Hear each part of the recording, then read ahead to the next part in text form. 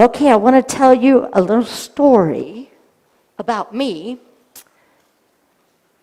It's actually called an autobiography of personal spiritual growth, aka the story of Kathy Engelhardt, spiritual growth unfolding. I walk down the street, and there is a deep hole in the sidewalk. I fall in, I am lost, I am hopeless, it isn't my fault, it takes forever to find a way out. This is me, probably when I was 20, 30s, and early 40s. Chapter 2. I walk down the same street. There is a deep hole in the sidewalk. I pretend I don't see it. I fall in again. I can't believe I'm in the same place. But it isn't my fault. Chapter 3 in the story of Kathy Engelhardt. I walk down the same street. There's a deep hole in the sidewalk. I see it there. I still fall in. It's a habit. My eyes are open. I know where I am. It is my fault. I get out immediately. Chapter 4 of Kathy's life. I walk down the same street. There is a deep hole in the sidewalk. I walk around it. Chapter 5. I walk down a different street. Can anybody relate? Yeah, it took me a lot of years to get that. Duh, right? Turn on your heart light. That was the title, and I don't even know why it came to me, because it wasn't until I came up with the title that I was revisited E.T., right? You know where this comes from, where turn on your heart light, right? Okay, many of you, anybody familiar with the movie? Oh, yeah. Yeah. Okay. Does anybody know what was going on in the story before E.T. arrived? Halloween was going on, but why did E.T. show up to Elliot? Anybody remember what was going on in Elliot's life? Oh, I had to look this up. Good memory. The parents were divorcing. The father had moved out of the house. Elliot was a middle child. He felt like he was abandoned by his father. He also didn't feel like he fit in the family because his older brother was running around with all these smart LA teenagers, and his younger sister was doing everything and anything to get attention, and there was Elliot unnoticed in the family. Abandoned. He didn't fit in anywhere. And enter E.T.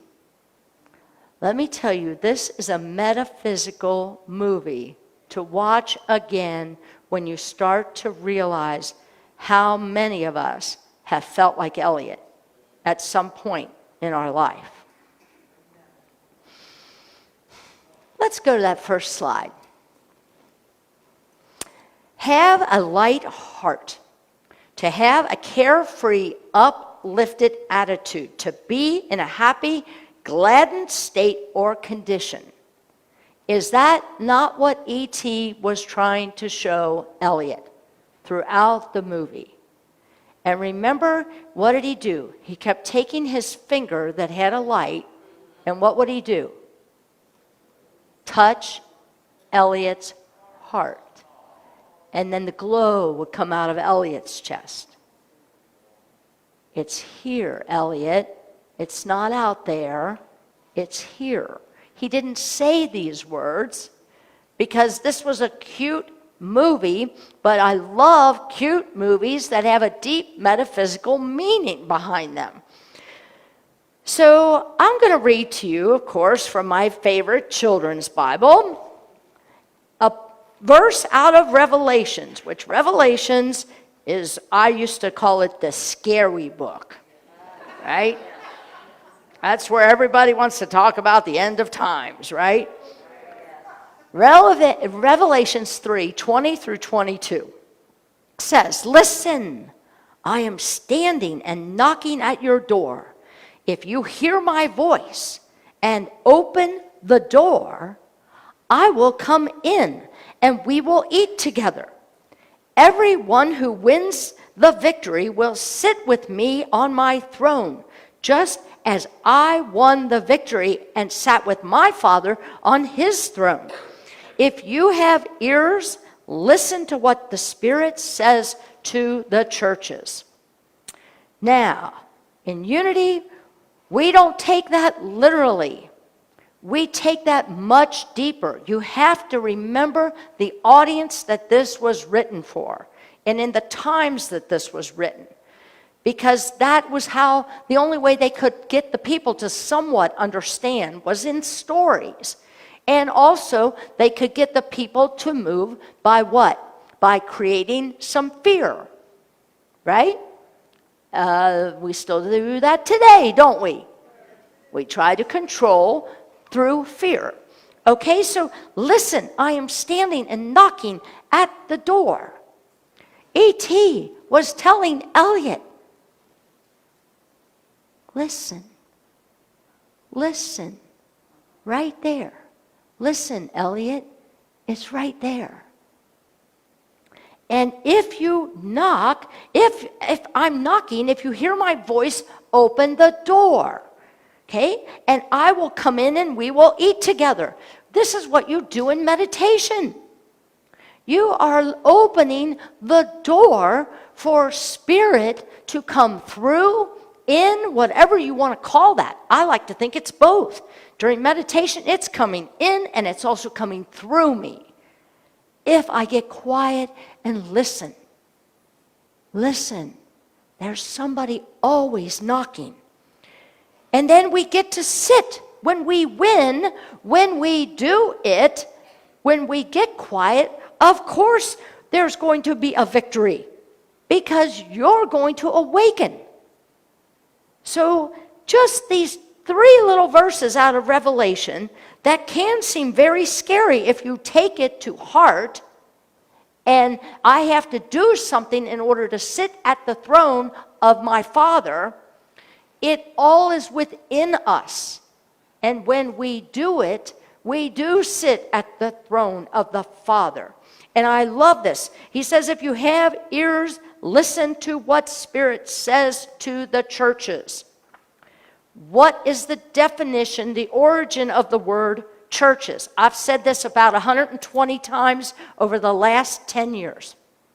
I've asked you, what does the word churches, root word, mean? It means people. People. So it's not about the churches, it's about groups of people. The churches back then were where people gathered and talked and had conversation. I gotta let that go. I could go on because I get into metaphysics and I get really wrapped up in it. I'm going to take you to another verse. This one's out of Psalms. I called upon the Lord in distress, and the Lord answered me and set me in a larger place. The Lord is on my side. I will not fear. What can man do unto me? What can man do unto me? Now, I'm going to take you back about, it has to be at least 25 years ago when I was going to Unity School to be a licensed Unity teacher. And I remember one of my teachers saying to me, you can take Lord anytime in the Bible and just replace it with oneness consciousness, and it works. So I'm going to take you to the English word Lord refers to an individual of power and authority, especially in relation to the self. To the self. The word comes from an Old English word meaning bread keeper.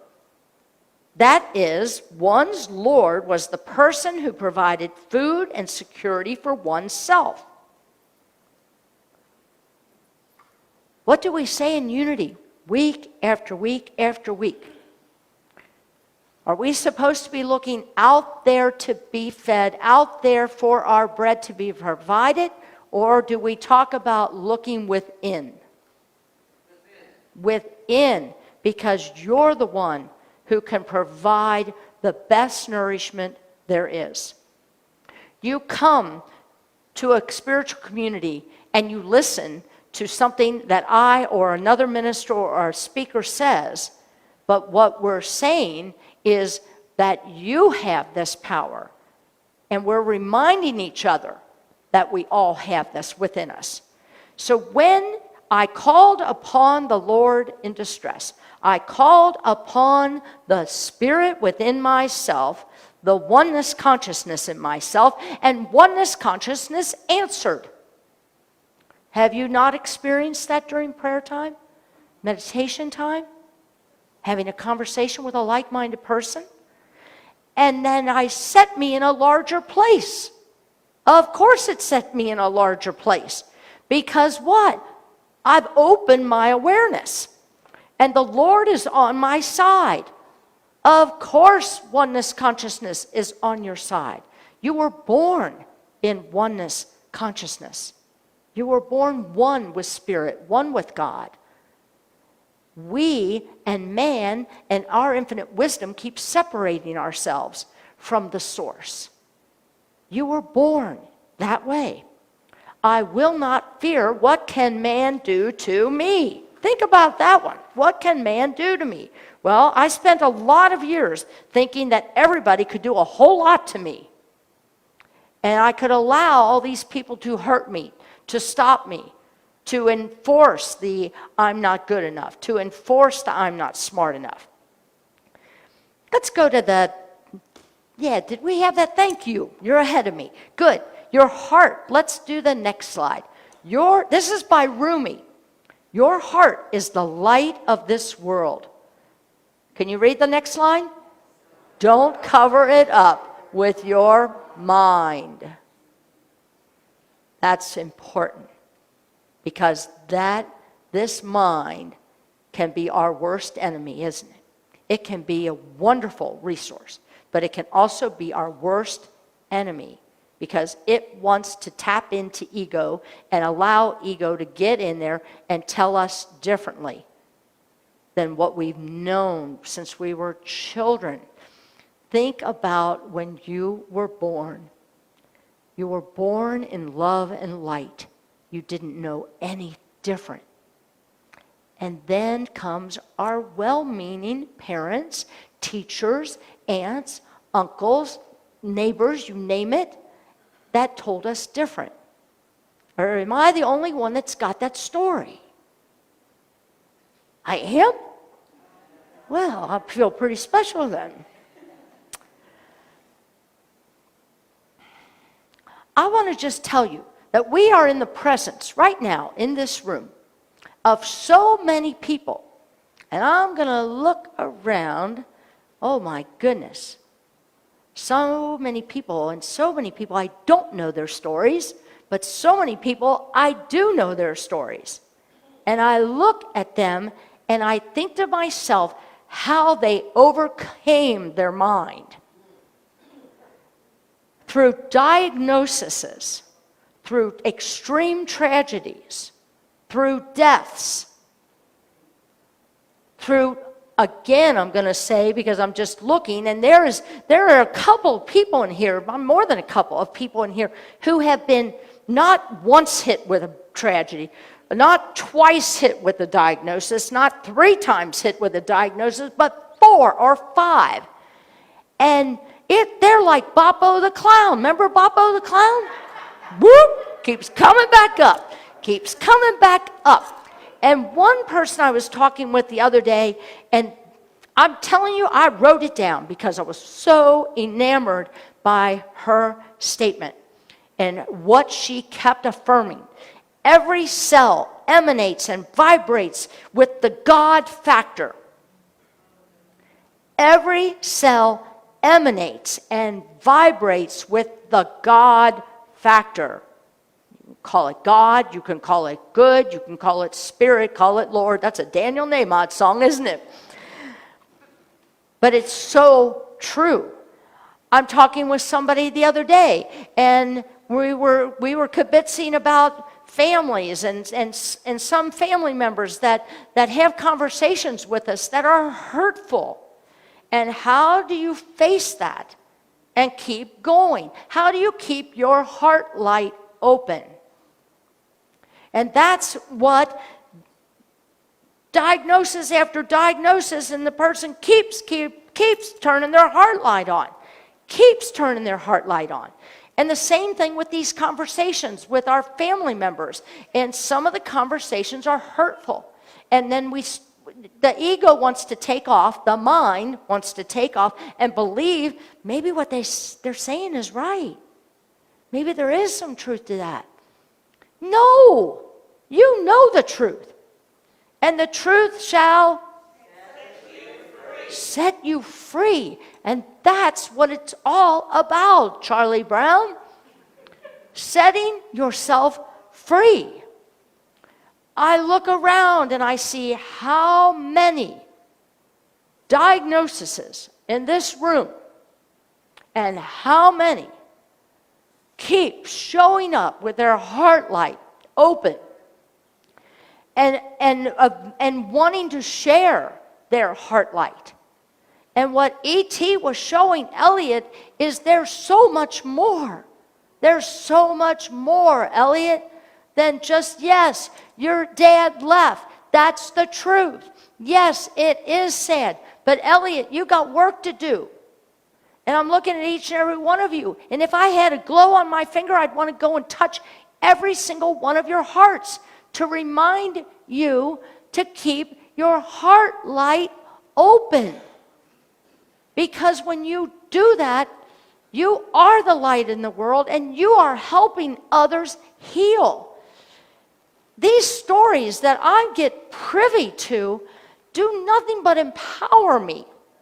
Do you realize that?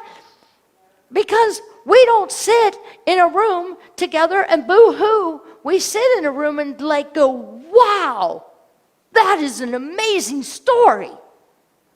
That's what we sit and do, and we turn on each other's heart light.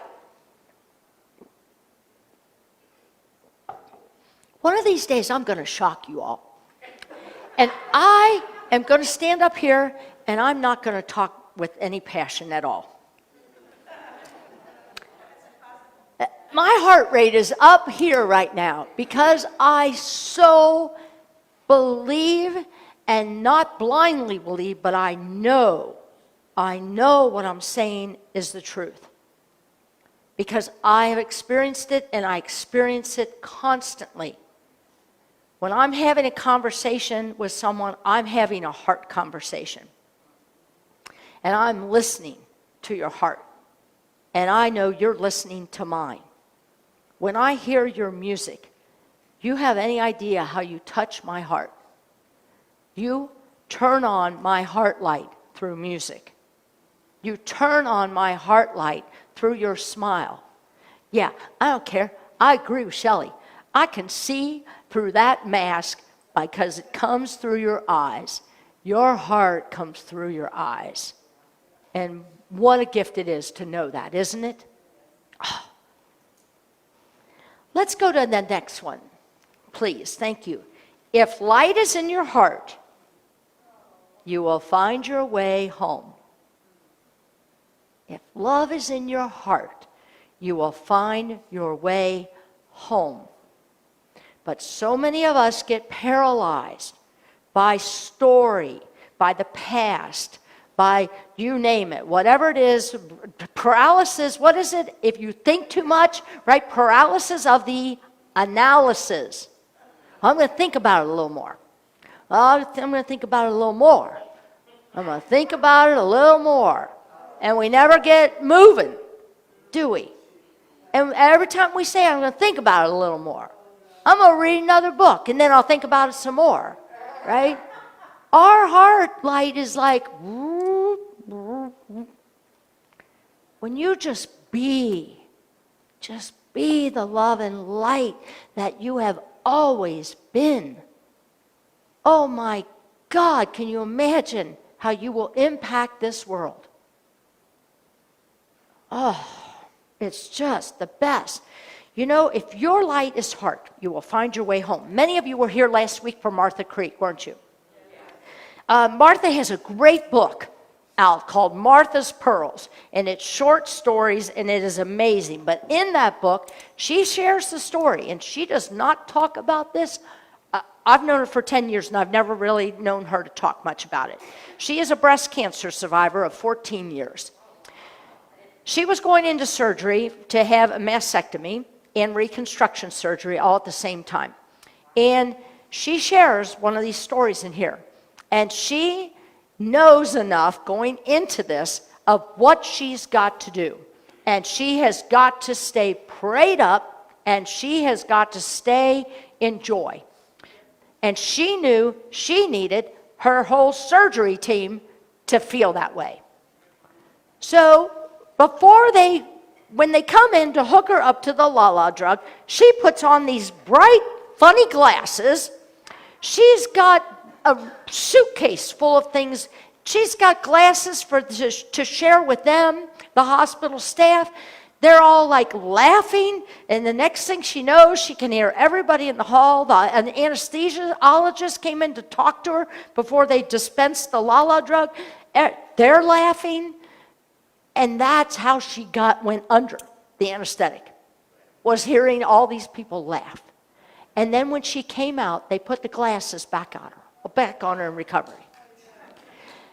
Now, 14 years now, breast cancer survivor. This is how we turn each other's heart light on and let it shine wherever you go, right? Yes. Let's go to that next slide because I think that's so cute. A light heart lives long. Do what makes you happy. Now, along these lines of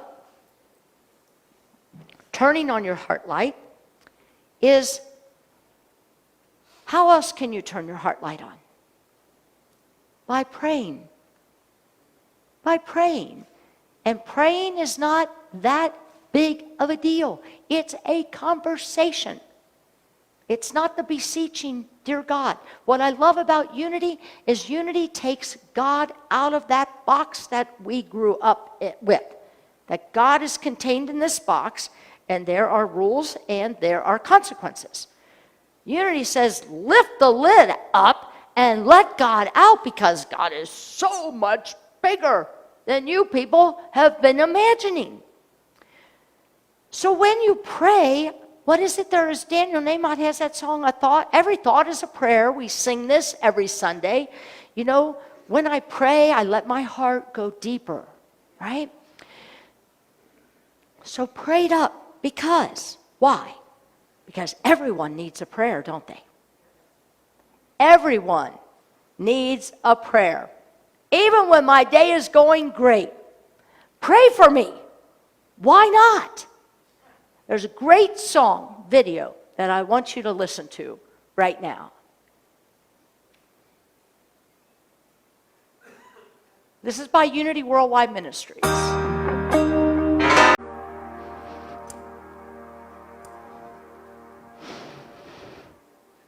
Oh. Turn on your heart light. Let it shine wherever you go. Don't waste a minute. Don't waste a minute of your life listening to ego telling you any different. You are a perfect, sweet child of God. You are whole. You are complete. You are loved. You are enough. You are enough. And with that, I say namaste. That the Christ presence in me